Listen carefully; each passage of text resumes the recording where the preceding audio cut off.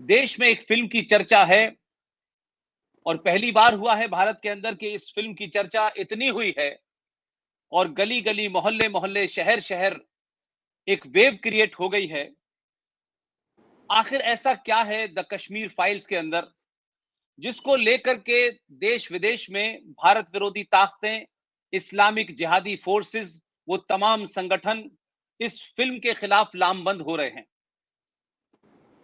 इस पसमंजर में पुनीत जी से मैं बात करना चाहता हूं कि आप कश्मीर फाइल फिल्म को किस तरीके से देखते हैं और क्या कश्मीर फाइल जो फिल्म बनी, जो भी कुछ उसमें दिखाया गया, उसमें कुछ बाकी रह गया है या कुछ और भी हो सकता था या कुछ उसमें काट-छांट करनी पड़ी या आपको इस फिल्म को करते वक्त आपके मन में कैसे-कैसे सवाल थे कि जब आपने अपने पिताजी से, अपने दादा से, पाकिस्तान में जिस तरीके से हिंदुओं को मारा गया, लाहौर में लूटा गया, वो तमाम दृश्य आपके सामने रहे होंगे।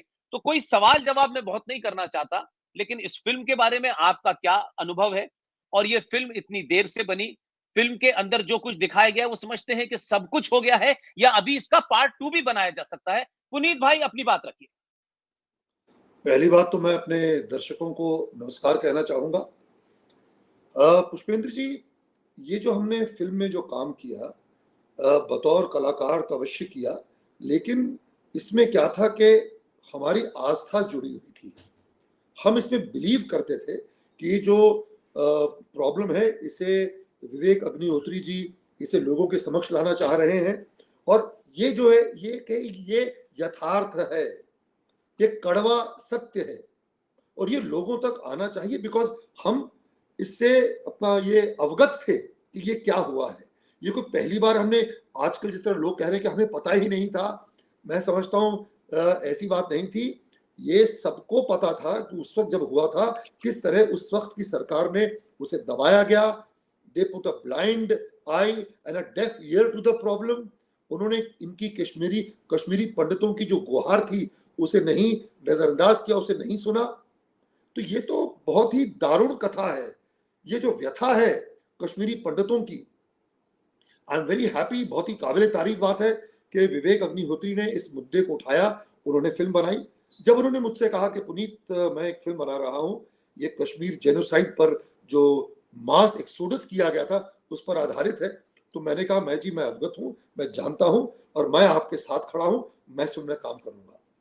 और मैं बगैर कुछ पूछे हर चीज अपने अरेंज करके मैं उनकी शूटिंग पे पहुंचा।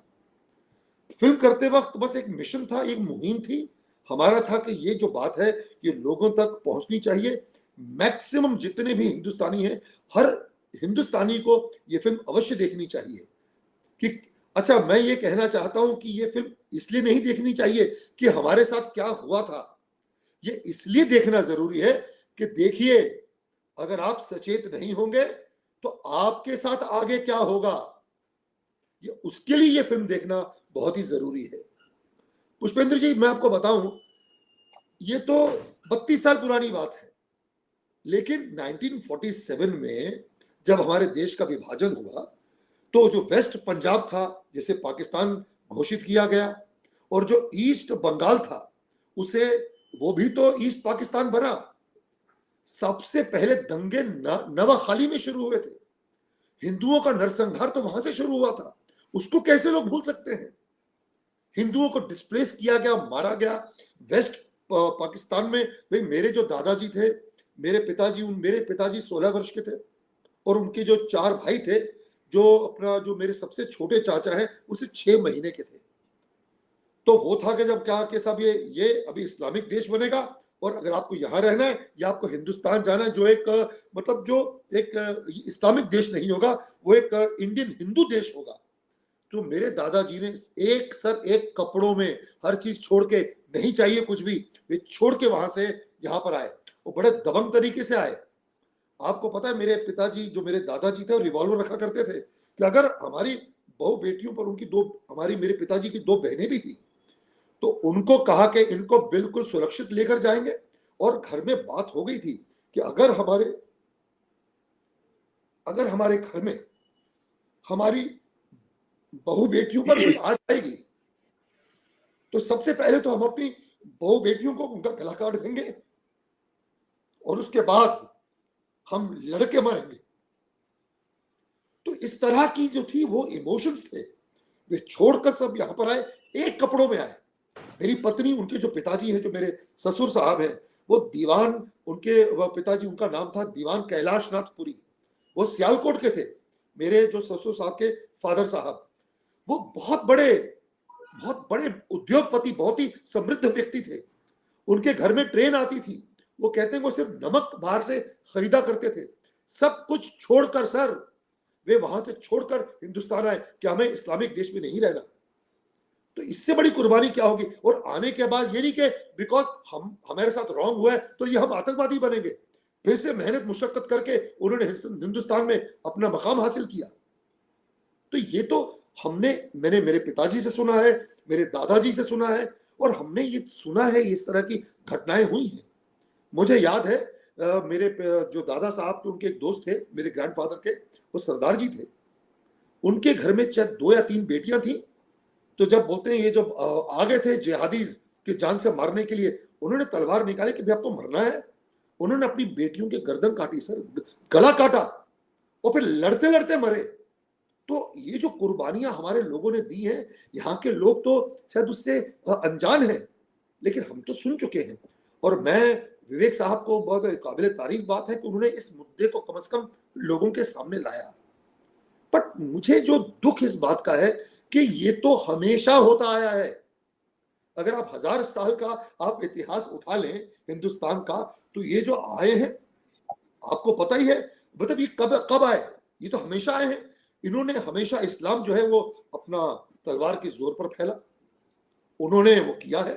ये जेनोसाइड एक बार नहीं, कई मर्तबा हिंदुस्तान में हुआ है।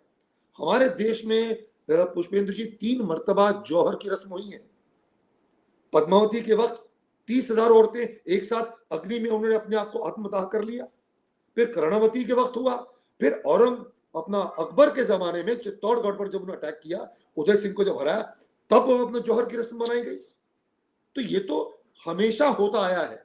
और वो क्या, आज भी आई थिंक 1 आध साल पहले कश्मीर में किस तरह आतंकवादी आए, ये इस्लामिक जो टेररिस्ट हैं, उन्होंने लोगों को अलग किया, उनका आइडेंटिटी कार्ड चेक किया, और क्योंकि वे हिंदू थे और सिख थे, उनको उन्होंने मार दिया।